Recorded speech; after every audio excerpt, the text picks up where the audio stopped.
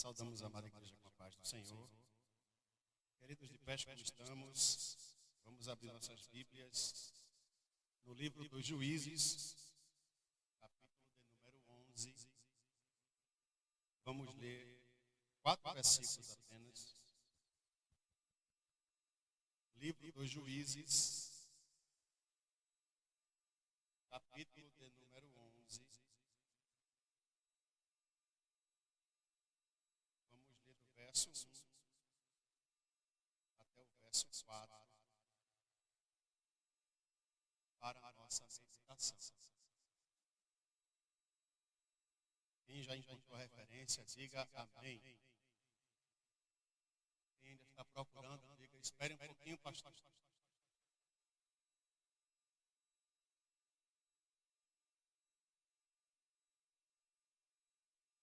Queridos, estamos no momento da leitura.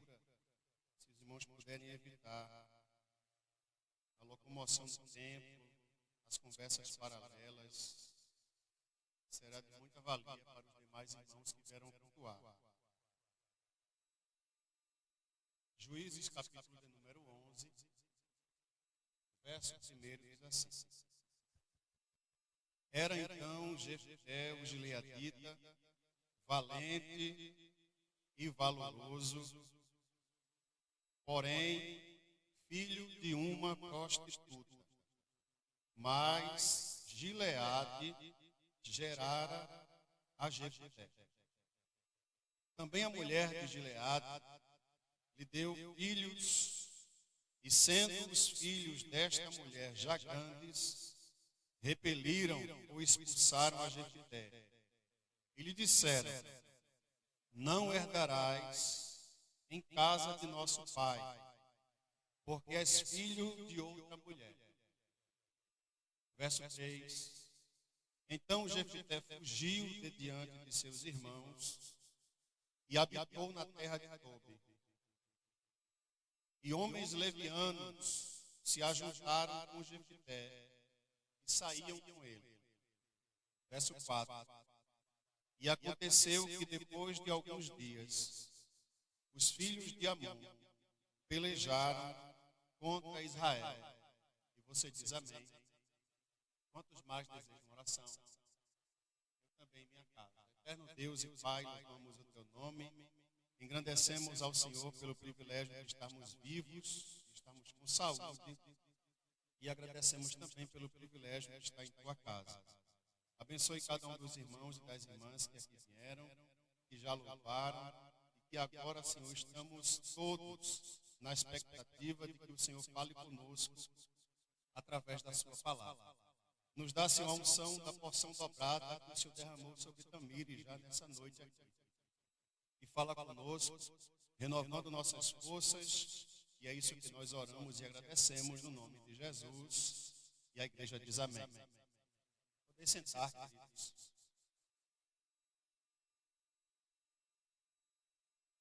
Queridos, o livro de Juízes é um livro histórico. Não é comum a gente falar sobre esse livro em um culto de domingo, mas já faz algumas semanas que estamos meditando nesse assunto. E eu senti vontade de compartilhar com os irmãos. Esse livro, ele registra um período em Israel que antecede a monarquia. Os irmãos sabem que vários reis foram levantados na nação de Israel.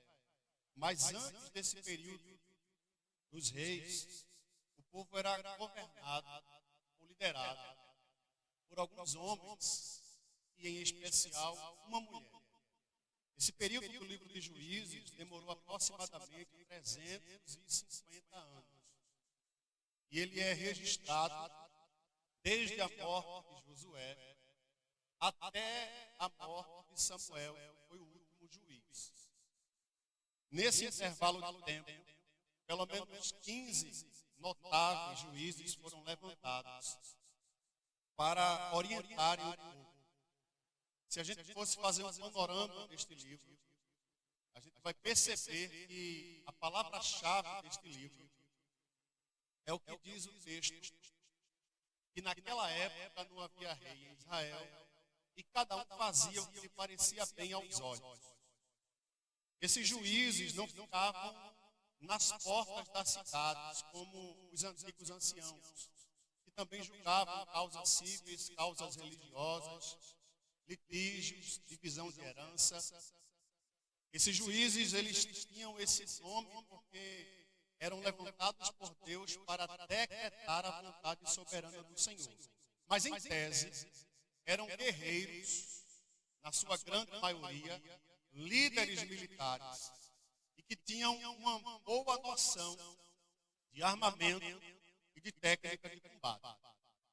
Então, todos os que se levantavam, de alguma forma, lideravam o exército e conquistavam as guerras que Israel enfrentava. Isso num período de 350 anos aproximadamente.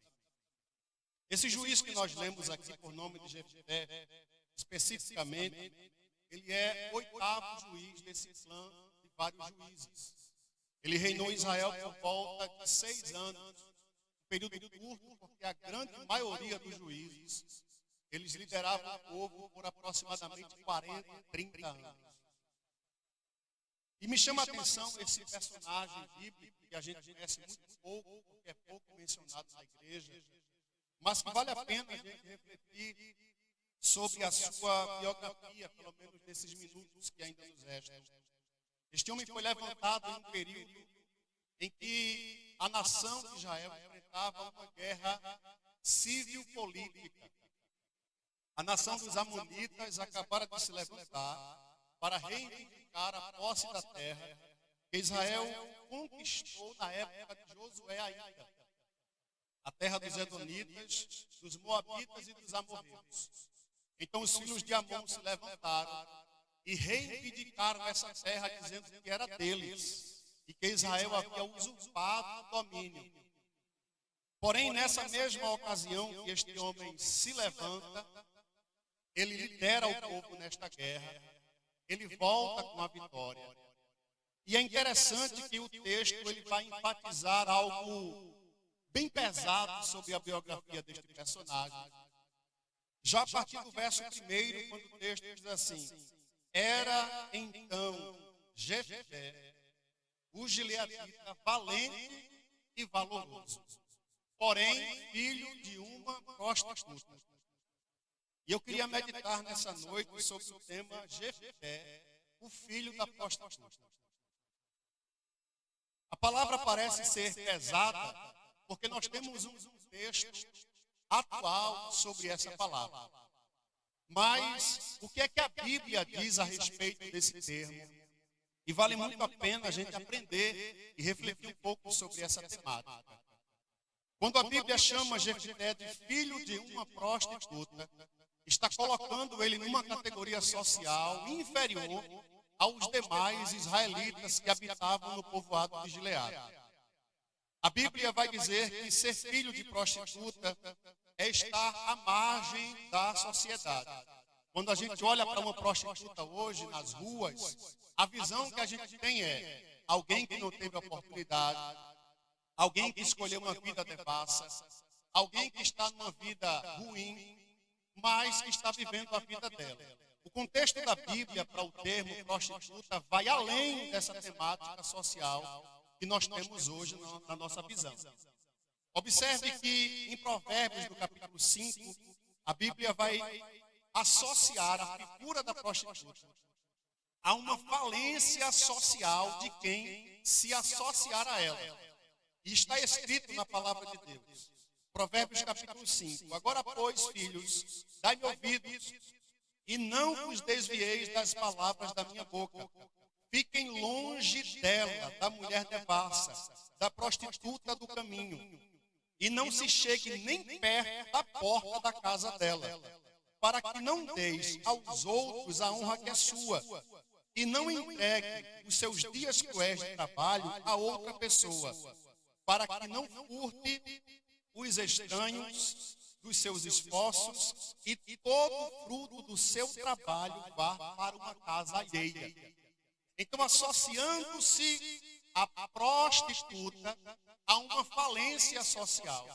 A sabedoria de Salomão orienta dizendo: fiquem longe dela, não cumprimentem no caminho, não passe nem perto da porta da casa, porque por maiores que sejam os seus esforços em trabalhar e conquistar, se você se associar a um risco de falência social drástico, você pode entregar todo o seu esforço a uma outra pessoa.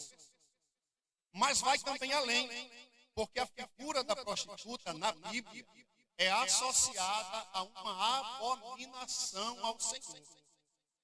Observe o que diz o texto, Deuteronômio capítulo 23, versos 17 e 18, diz assim: não haverá prostitutas entre as filhas de Israel, nem haverá sodomita entre os filhos de Israel. Não trarás o salário da prostituta e nem o preço da sodomita à casa do Senhor teu Deus, e nem se fará votos, porque ambos, presta atenção aqui, viu? Porque ambos são igualmente abominação aos olhos do Senhor.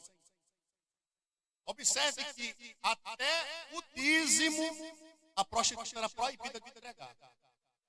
Moisés decretou: por mais que a prostituta ganhe dinheiro, o salário seja altíssimo, na congregação ela não vai trazer dinheiro, porque é uma abominação aos olhos do Senhor. Mas você pode dizer assim: pastor, está tudo certo aí. O problema não está com o Jefité, o problema está com a mãe dele, porque o filho não tem nada a ver com a história, sim ou não? Aparentemente, ela quem escolheu essa vida de prostituição, ela quem decidiu trilhar por esse caminho, engravidou e teve um menino, colocando o nome de Jefité. Mas aí também a Bíblia coloca uma visão pesada social sobre esse ensino. Em primeiro lugar, Deuteronômio 23, verso 2, vai dizer assim: nenhum bastardo aqui é filho de prostituta, nenhum bastardo entrará na congregação do Senhor, e nem ainda a sua 10ª geração entrará na congregação do Senhor. Essa congregação aqui não é a igreja, não é o tabernáculo. Essa congregação aqui a que Moisés se refere eram as reuniões anuais que havia aos pés do monte Moriá, quando eram tratados assuntos da lei, assuntos do mandamento de Deus, regras civis, regras litúrgicas, regras ecumênicas para o povo de Israel seguir. Todos podiam participar dessas reuniões, exceto o filho da prostituta. Mas o texto ainda vai além do preconceito e da pressão social que esses indivíduos sofriam. Você abre a Bíblia no Novo Testamento, em João, no capítulo 8, Jesus está tendo um embate com escribas e fariseus e doutores da lei. E Jesus vai dizer assim: bem sei que vós sois descendência de Abraão. Estou no capítulo 8, verso 37 ao 41 do Evangelho de João. Contudo, procurais matar-me, porque a minha palavra não entra em vocês. Eu falo do que vi junto ao Pai, disse Jesus. E vós fazeis o que também viste junto ao vosso pai. Responderam ele: nosso pai é Abraão. E Jesus disse: se vocês fossem filhos de Abraão, fariam as obras de Abraão. Mas agora que procuram matar-me, a mim, que vos digo que a verdade vem de Deus, e vocês não querem ouvir. Abraão não fez isso. E eles vão replicar Jesus no verso 41, dizendo assim: vós sabeis as obras dos vossos pais. E eles disseram: nós não somos nascidos de prostituição. Nós temos um pai que é Deus. Olha a dicotomia do texto. Para os doutores da lei, uma coisa é ser filho de Deus, outra coisa é ser filho de prostituta. Eu pensava, antes de ler esse texto, que o oposto de ser filho de Deus era filho do diabo. Aí os escribas e fariseus colocaram mais uma categoria. Olha, o oposto de filho de Deus é tanto ser filho do diabo ou filho de uma prostituta. Agora, o peso que Jefité está carregando nas costas, você entende. Porque o texto começa dizendo assim: ele é valente, ele é valoroso, mas porém é filho de uma prostituta. Se o texto acabasse aqui, esse homem está totalmente destituído. Este homem está totalmente fora do que se espera de um grande juiz da causa de Israel. Mas eu vou pular para o final. Daqui a pouco eu volto para a metade para você entender direitinho. A Bíblia vai colocar este homem, este filho de uma prostituta, numa categoria de juízes com um patamar social elevado. Em 1 Samuel capítulo 12, versículo 11, Samuel está narrando os principais juízes levantados por Deus para julgar a nação de Israel. Ele diz assim: e o Senhor enviou Gideão, Bedã, Jefté e Samuel, e livrou dos vossos inimigos, e hoje vocês habitam seguro. Mas é interessante que ainda no Novo Testamento, o escritor aos Hebreus vai falar sobre esse personagem também. E eu vou enfatizar isso várias vezes aqui no texto. E não deixar de enfatizar. Porque o texto vai dizer assim aos Hebreus capítulo 11, verso 32 ao 34, diz assim: e o que mais direi? Me faltaria tempo contando sobre Gideão, sobre Baraque, sobre Sansão. Ele conclui dizendo assim: sobre Jefté, Davi e Samuel, os quais venceram pela fé, praticaram a justiça, alcançaram promessas, fecharam a boca dos leões, apagaram a força do fogo, escaparam ao fio da espada. Da força, ou melhor, da fraqueza tiraram força, e na batalha se esforçaram, puseram à fuga o exército dos inimigos estrangeiros. Olha onde é que a Bíblia finaliza a história de Jefté. Aquele que começou sendo narrado como apenas o filho da prostituta, agora está sendo colocado no elenco dos heróis da fé, ao lado de Davi, ao lado de Sansão, ao lado de Samuel, somente porque Deus interviu na vida desse personagem. É por isso que nós não podemos julgar a origem de ninguém, porque nós não somos destinados por aquilo por onde nós viemos. Mas é Deus quem traça o nosso futuro e determina aonde a gente vai chegar. Alguém olha para esse moço aqui e vai dizer assim: rapaz, o bichinho, né? O nordestino fala assim, né? O bichinho, filho de uma prostituta. Aí a gente vai ler na Bíblia, vai colocar esse nome dele ao lado do rei Davi, o maior rei de Israel, porque Deus ele tira da vergonha e coloca na cadeira de honra para provar o seu amor para conosco.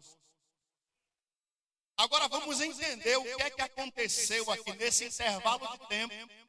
Como é que um filho de uma prostituta vai se assentar na cadeira de juiz e vai ser elencado entre os principais de Israel? A fim de que Deus vai dizer assim: da fraqueza ele tirou força, apagou a força do fogo, venceu os inimigos a fio de espada e agora está numa posição de destaque. Eu quero fazer essa análise com você em pelo menos 5 expressões: identidade, crescimento, postura, paciência e unção. Se você tiver paciência para ficar até o final, eu tenho certeza que Deus vai falar ao seu coração também. A primeira verdade que vemos na vida desse moço é sobre a sua identidade. A narrativa bíblica começa no verso 1 dizendo assim: então era Jefté, o gileadita, valente e valoroso, porém filho de uma prostituta, mas Gileade foi quem gerou. Olha como é que a Bíblia vai narrar a biografia deste homem. Era Jefté, nome biológico, nome herdado, o gileadita, de onde ele mora, valente e valoroso, quem ele é, o que conquistou. Porém, filho de uma prostituta, de onde ele veio. Mas finaliza dizendo, o seu pai era Gileade.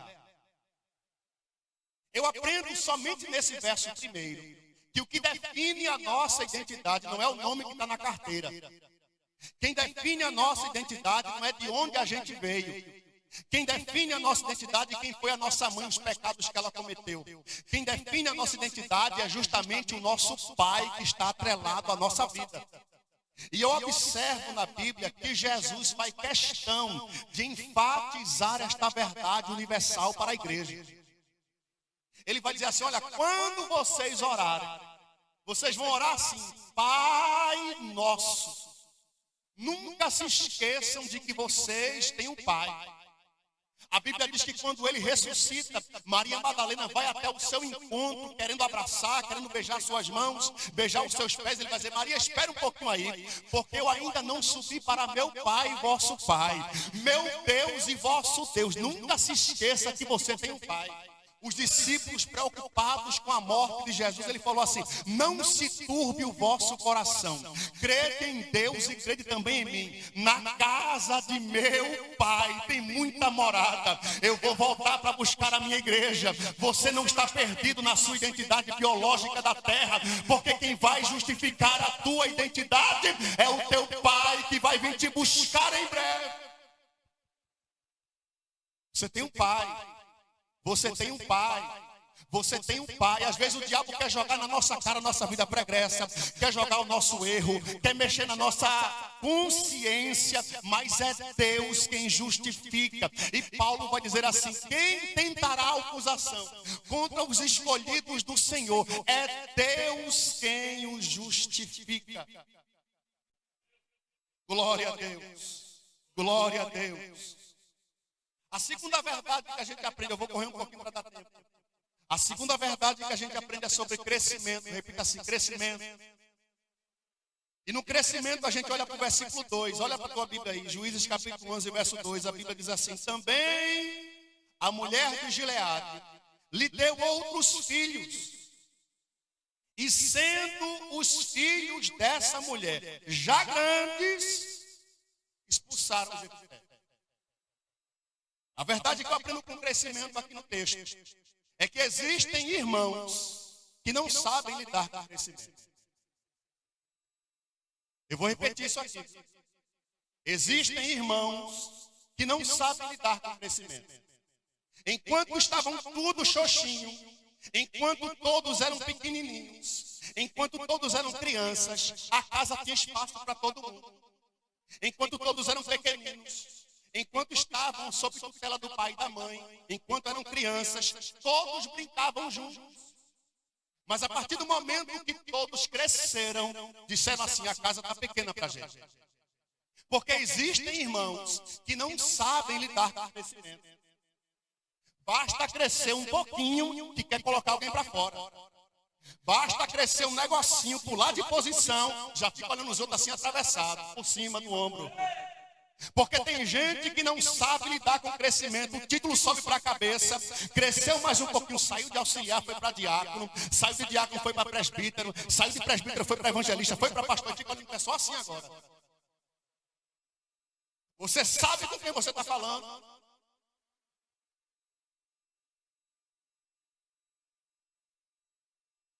Não sabem eles que Deus, ele tira do meio do povo e coloca para liderar, mas Deus também pode tirar da liderança e colocar de volta no meio do povo e levantar os pequeninos para fazer a sua obra. Porque o dono da obra é Deus. Quem exalta é Deus. Quem faz você cantar é Deus. Quem faz você pregar bom é Deus. Quem organiza o culto é Deus. Quem lidera o conjunto é Deus. Quem toma conta da banda é Deus. Quem cuida da portaria é Deus. Deus pode usar grande, pode usar pequeno, pode usar quem Ele quiser. Mas não deixa a vaidade chegar no teu coração. Saiba lidar com o crescimento. O profeta Elias chegou numa fase em conversar com Deus e disse assim, Senhor, mataram todos os teus profetas, só tem eu aqui. Aí Deus olha para ele assim: é o que, Elias? Fala de novo. De onde tu falou, não escutei não. Senhor, acabaram os profetas, só ficou o bonitão aqui. Aí Deus brada para dizer assim: ainda tem 7.000 dentro de uma caverna, comendo pão, bebendo água e dando glória para o meu nome. E tu está se achando alguma coisa? Fala assim para 2 pessoas: Deus vai te fazer crescer. Mas vigia.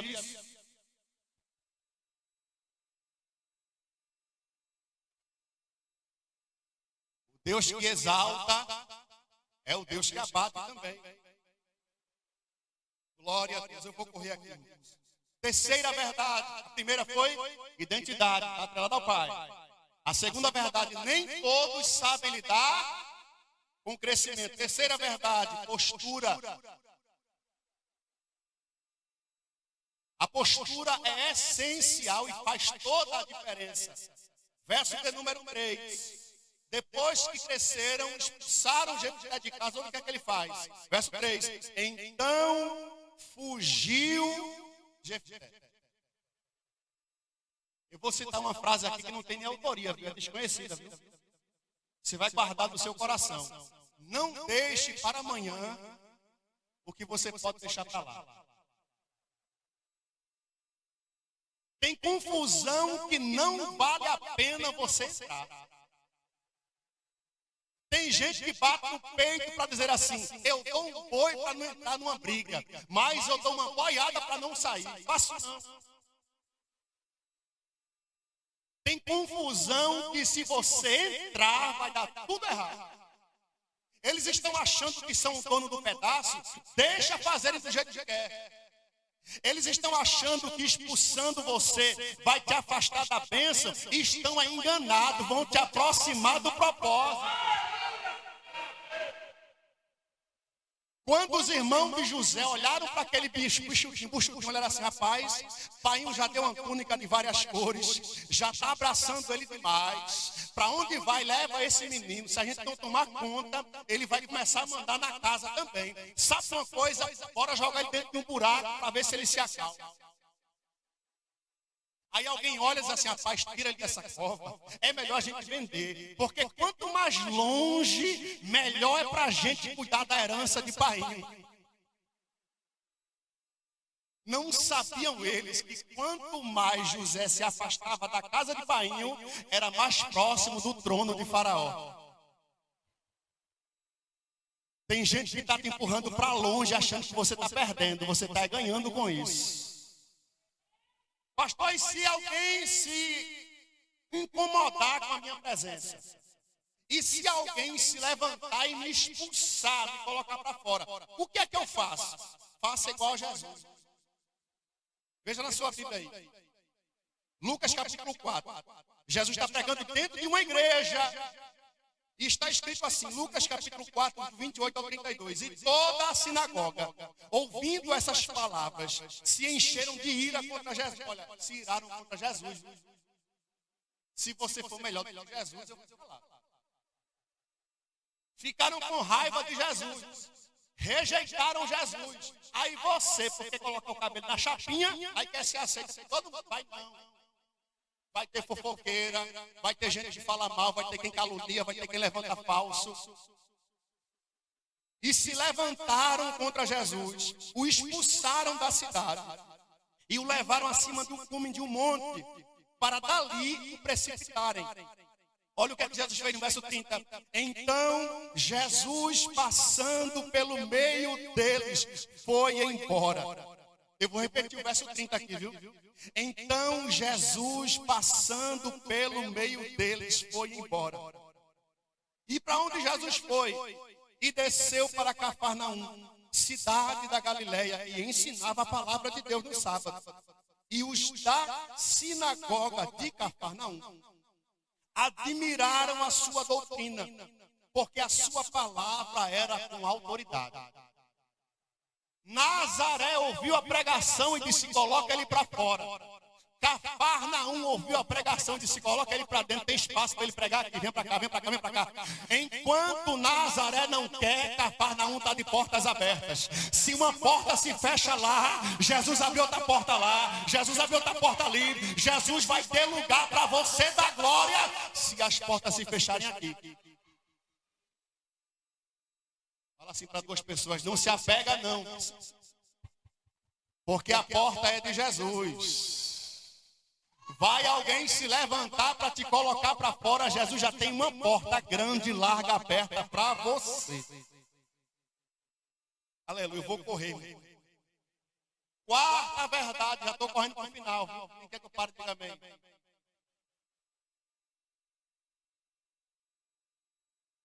Sai uma bem ali. Olha. Eu vou pela maioria. Quarta verdade, eu vou correr para o final. Paciência, repita assim, paciência. Começamos com identidade, depois crescimento, depois postura e agora paciência. Saiba esperar o agir de Deus. Verso 4. E aconteceu o quê? Depois de alguns dias. Em outra versão está escrito assim: e aconteceu que depois de um tempo. Porque sempre vai chegar o tempo. Porque sempre o relógio de Deus vai correr em sua direção. Porque tudo está atrelado ao tempo. E se a gente se apressa e não espera o tempo de Deus, pode estar tudo indo de água abaixo. Verso 4, e depois de algum tempo. Olha o que é que aconteceu depois de algum tempo. Os filhos de Amon pelejaram contra Israel. Deus estava segurando o relógio cronológico para incitar e permitir uma guerra se levantar contra Israel. E eu vou dizer aqui uma frase que você vai guardar no coração, viu? Aguarde o tempo, não questione os métodos, porque tem guerras que Deus permite para promover os seus escolhidos. Tem guerras que Deus permite acontecer para promover quem está esperando o tempo. Às vezes está tudo calmo, você está com pressa para receber durante a bênção. Aí Deus permite vir a prova e a luta somente para te promover. Pastor, isso aconteceu outra vez. Deus retardou uma guerra 40 dias para promover um. A Bíblia diz que Golias, 40 dias, de tarde e de manhã, estava dizendo assim: em Israel não tem homem não, aí não é. Eu quero um homem para brigar comigo. Se tiver um guerreiro aí e me vencer, nós seremos seus escravos. Tem homem aí? Tem. 40 dias. Enquanto Golias está gritando no arraial, Davi está cuidando de ovelhas no meio do mato, sabendo de nada. Aí Deus diz assim: eu vou segurar esse relógio do inimigo até que Davi chegue no arraial. Então Davi não pisar lá, não tem guerra. Vai ter só zoada, só vai ter desaforo, só vai ter ameaça. A guerra só vai começar quando o meu escolhido chegar. E Golias está gritando: em Israel não tem homem não, é? As pernas tremendo, o queixo batendo, pânico. Aí daqui a pouco Jessé, o pai de Davi, assim: Davi, faz um favor para painho. Sim, pai, diga. Eu estou aqui com uma porção de queijo. Eu estou com uma porção de grãos tostados. Leva para o capitão da guarda. Já faz 40 dias que teus irmãos estão lá no arraial. Faz o seguinte: leva comida para os teus irmãos. E volta para casa com uma prova de que está tudo bem. Olha o que o pai de Davi pediu. Davi, leva comida para o arraial. E volta com uma prova para o meu coração de pai saber que está tudo bem. Está certo. Foi levar o lanche. Chegou no lanche, olhou para o arraial e disse assim: o que está acontecendo aí? Quando alguém explicou, Ele disse assim: quem é esse incircunciso filisteu? Para afrontar o exército de Deus vivo. Alguém olhou para ele e disse assim: rapaz, tu é muito pequeno. Tu é um menino. Ele já é guerreiro desde a mocidade. Tu não tem condição. Aí ele fala assim: ele vem com espada e com lança, mas eu, pequenininho, eu vou em nome do Senhor dos Exércitos, em que ele tem afrontado. Porque Deus permite a guerra acontecer para promover seus escolhidos que aguardam o tempo de Deus. Se você aguardar o tempo, tem vitória. Se você aguardar o tempo, o gigante cai. Se você aguardar o tempo, a funda vai girar na tua mão e vai ter endereço certo, porque está dentro de um propósito de Deus. Aleluia. Aleluia. Deus permitiu a guerra. Eu já vou encerrar no verso de número 29. Jesus dos Cristo. A última verdade. O texto diz assim. Juízes capítulo 11, verso 29. Então o Espírito do Senhor veio sobre Jefté. E ele atravessou, assim, atravessou. De novo, atravessou. Ele atravessou por Gileade e Manassés e Mispa, até ultrapassar e vencer os inimigos. Eu encerro aqui nesse texto, porque o nome Jefté significa, é Deus quem abre. E se você for buscar uma resposta somente no nome, o significado do nome, é Deus quem abre. Quando uma porta se abre, o que é que você faz? Ou você entra, ou você passa, sim ou não? Mas o texto diz que na unção de Deus sobre a vida dele, ele ultrapassou. Você vai além das expectativas. Você vai além do que você projetou. Você vai além do que você esperava no seu coração. Porque depois que os inimigos se levantam, os anciãos de Gileade vão até a terra de Tobi para dizer assim: Jefté, os inimigos se levantaram. E lá na casa do teu pai, os teus irmãos estão com medo. E a gente sabe que você é varão valoroso. Você é valente homem de guerra. Você não quer voltar para lá, não. Aí os anciãos disseram assim: você vai ser o chefe da casa do teu pai. Aí quem está na unção de Deus, quem já passou pelo aperto, já esperou o tempo, ele vai dizer assim: rapaz, a proposta é boa, mas eu não quero. Mas Jefté, você foi expulso da casa. Você vai voltar para dentro da casa por cima. Você vai ser o chefe da casa do seu pai. Eu não quero, não. Eu tenho uma outra proposta melhor ainda. Fazer uma contraproposta. Como eu sei que vocês estão desesperados. Eu sei que na casa de pai não tem guerreiro. Fazer uma proposta para vocês. Eu volto. Mas eu não quero ser líder e cabeça somente da casa de pai, não. Eu quero ser o chefe da tribo inteira de Gileade. Ninguém vai levantar a mão sem a minha ordem. Ninguém levanta o pé sem a minha ordem. Eu quero ser o cabeça e o juiz da tribo. Aí os anciãos disseram assim: seremos testemunha entre Deus e você, que você será o chefe de toda a nossa tribo de Gileade. Volta! Tem guerras que Deus permite para te promover. Tem guerras que Deus permite acontecer para você crescer mais um pouco. Tem guerras que Deus permite para teu nome ir mais além. Tem guerras que Deus permite para você sair do patamar de esquecido e ser coroado. Tem guerras que Deus permite para você, mais uma vez, experimentar o que Deus tem de melhor para a sua vida.